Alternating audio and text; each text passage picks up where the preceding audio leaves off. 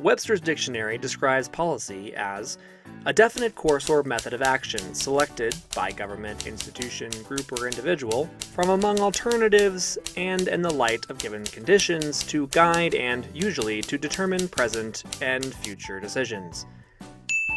To put it simply, the term policy is a plan for action, and it impacts our daily lives. Policy affects the air we breathe, the quality of the water that we drink, and the speed at which we drive our cars. Policy can be reactive, which means it's created in response to a current pressing problem. An example of a reactive policy might be coming up with a housing or shelter plan for homeless people who are living in the public spaces and can't meet their daily needs. A policy can also be proactive, which means it's a course of action designed to prevent a problem or issue.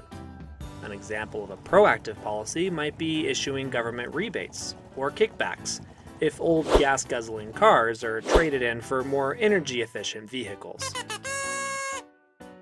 A policy and a law may at first appear somewhat similar, but they are different. Policies are used to guide the decisions of an organization or institution, while laws are used to implement justice and order.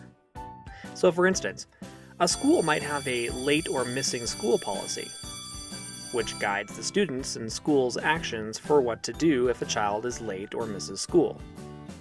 A more serious version of this would be truancy laws, like in the state of California. Their law states that if a child misses over a certain number of days of school on a consistent basis, the parents can be prosecuted and possibly sent to jail. Remember, a policy is a plan for action, but a law is an established procedure or standard that must be followed by members of society. It is important to recognize that policies can be used to create laws, and laws can in turn require certain policies to be created in order for it to be carried out.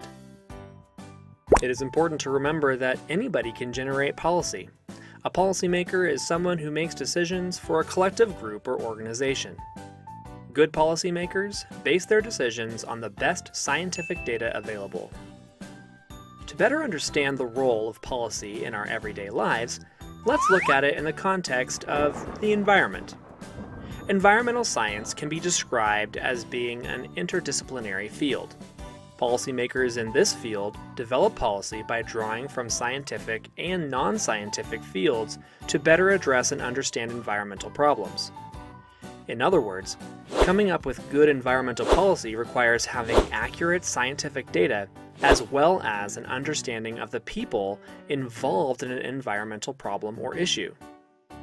Environmental policies can exist at the local, regional, state, national, and international level. The policy known as the Montreal Protocol is an example of an environmental policy that phased out chemicals dangerous to our society, like CFCs. The Montreal Protocol is landmark because it was international and impacted the actions of many different countries. What are some important environmental issues that need better policies in place to help produce better solutions for all? The first step to making a difference in the world is science, followed by smart policy that is data-driven and considerate of social and environmental factors.